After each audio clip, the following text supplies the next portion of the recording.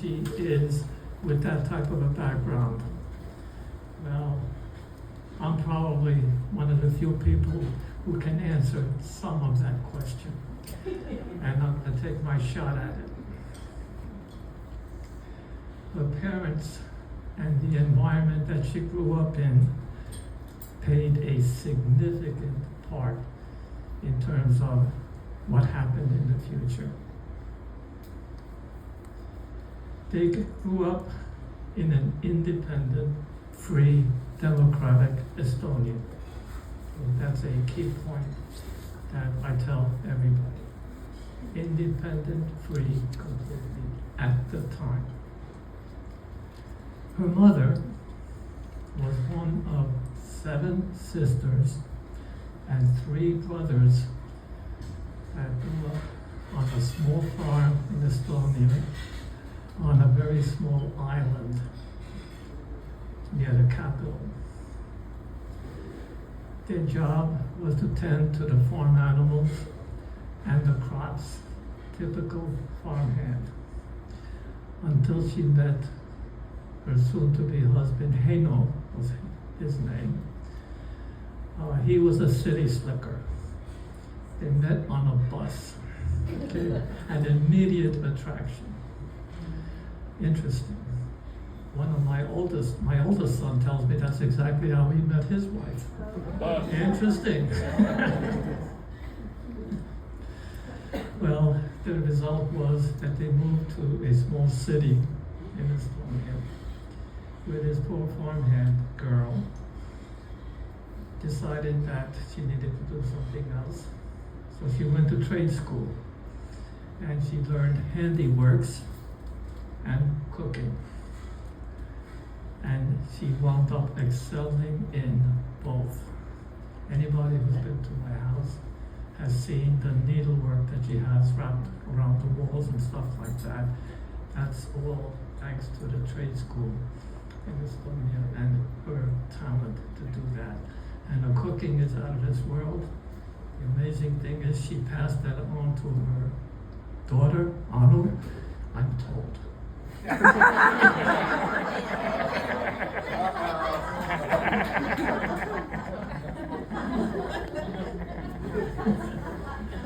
Okay, her father, Eno,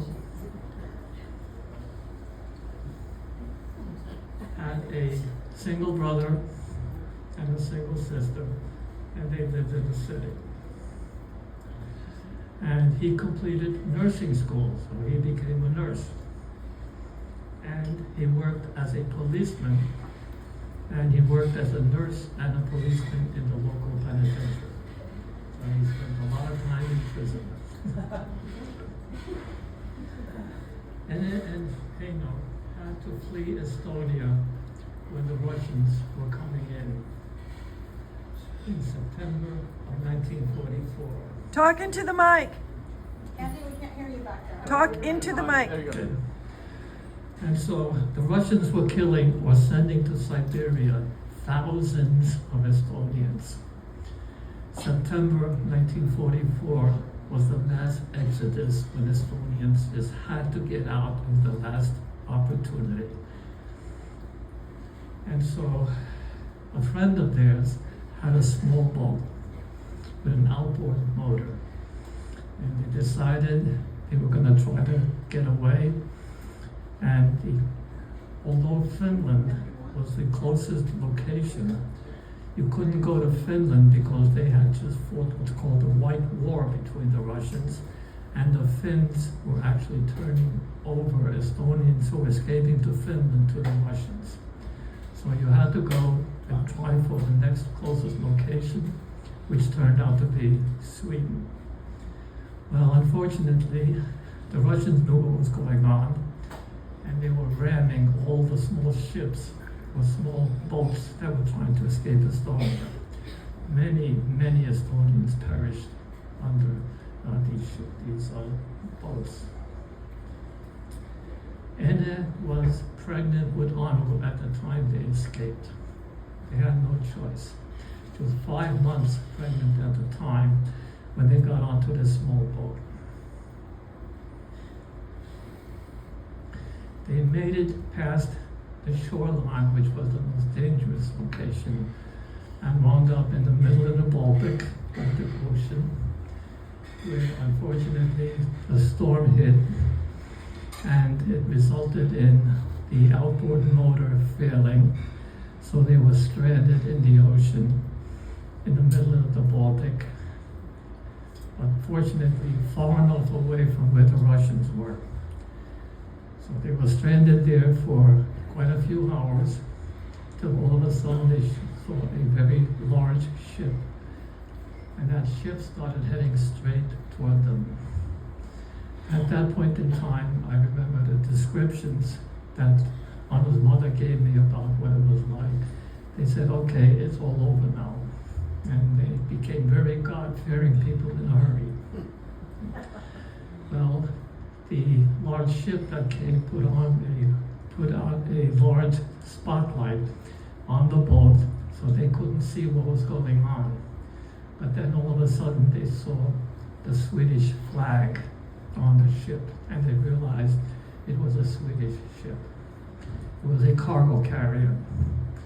And so cargo carrier literally picked up the entire boat with all 3+ people on it and brought them to Stockholm, Sweden, from where they wound up in southern Sweden in an Estonian refugee camp, where many Estonians who had escaped wound up in refugee camps. And that's where Anna initially grew up, in refugee. She was born in a refugee camp, so she is a Swedish citizen naturally. Of course, she's also American, but I'm also Estonian. The refugee camp in Estonia was a pleasant experience for them, because they were all other Estonians there. They all spoke the language, and as a result, they set up their own society.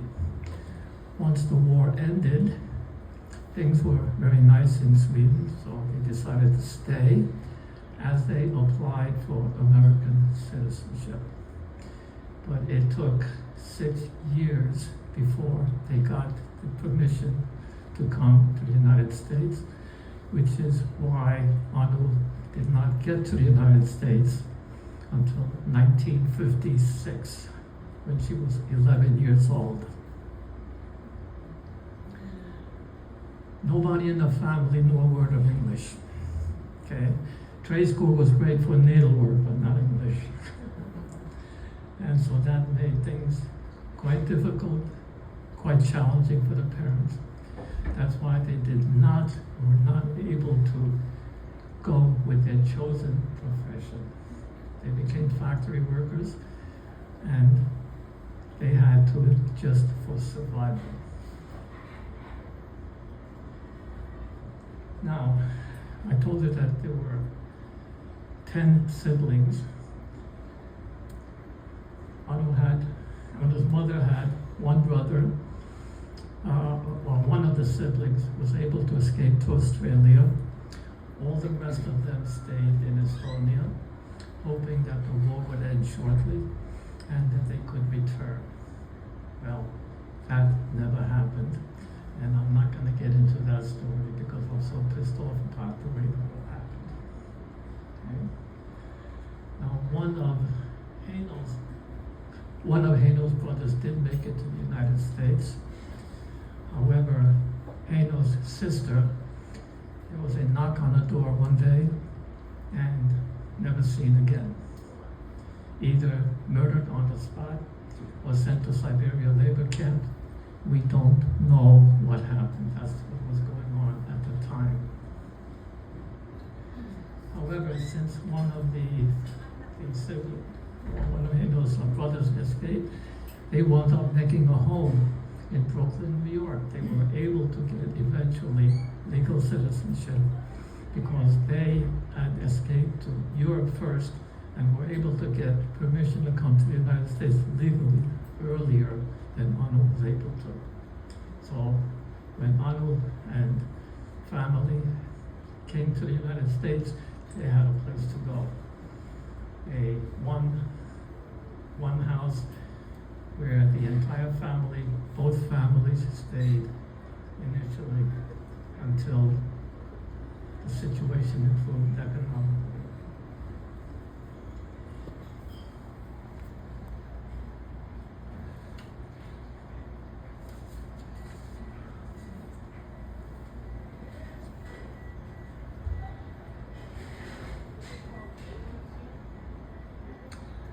Okay, well, Anu met somebody, me, in 1961 at the New York Estonian House. Anu was a Girl Scout. I was a Boy Scout. And we happened to have meetings the same day, not at the same place, but at the same day in the same building on Tuesdays, every Tuesday. In addition to that, we had every Friday night folk dancing. We were all learned Estonian folk dancing Friday nights. But in order to properly acclimate, it's a Friday night after all, we had to be more American. So the folk dancers shed their uniforms and we immediately walked across the street to the bar. And that's where we really got to know each other. The bartender was quite understanding.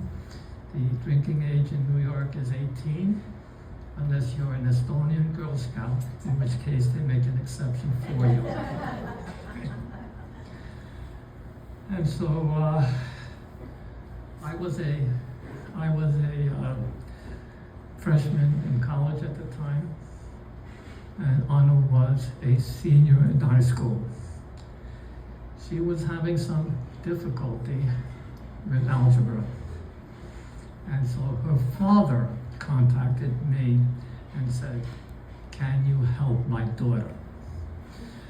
And I said, "What are you talking about?" And he convinced me that it would be worth my while for me to go and tutor her so she can pass what's called the Regents exams in New York and qualify for an academic diploma. So we negotiated a deal where I lived in the Bronx and Anu lived in Brooklyn. That's quite a distance. And fortunately, I was driving at that time already, and so we negotiated a fee structure where he would pay me in order to come and tutor Anu in math, which I did. Well, I'm not going to tell you what the tutoring sessions actually were. I use your imagination, okay? Because these tutoring sessions is what led to a 60-plus year marriage.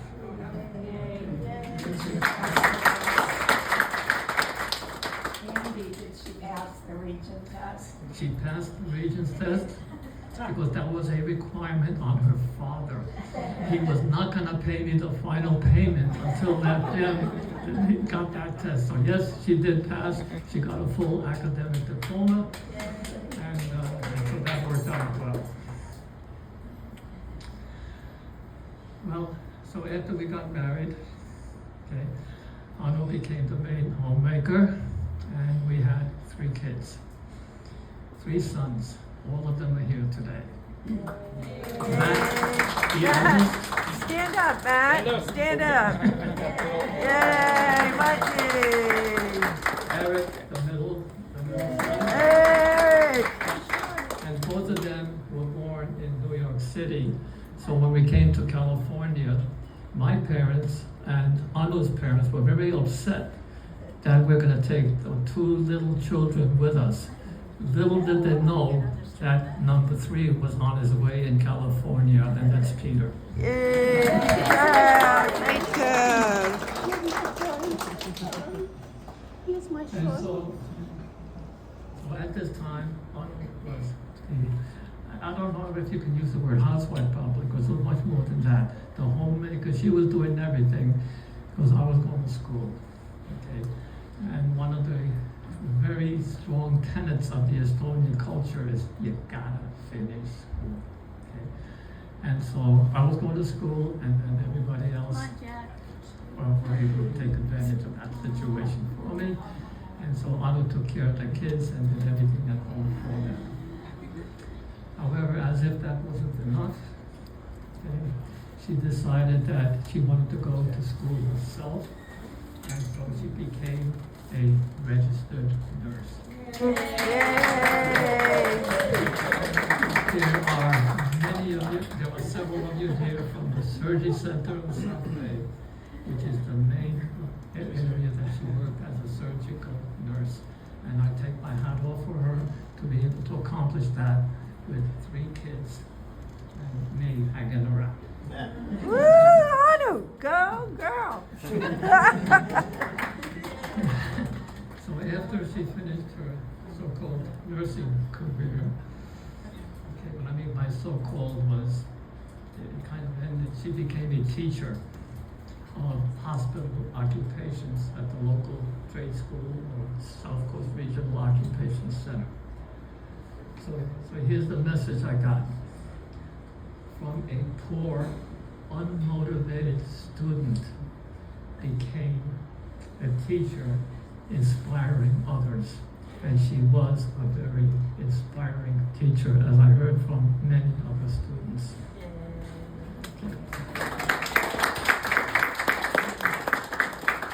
That's all I'm going to say, because the rest is history, and you guys know the rest. All right. Thank you. Woo!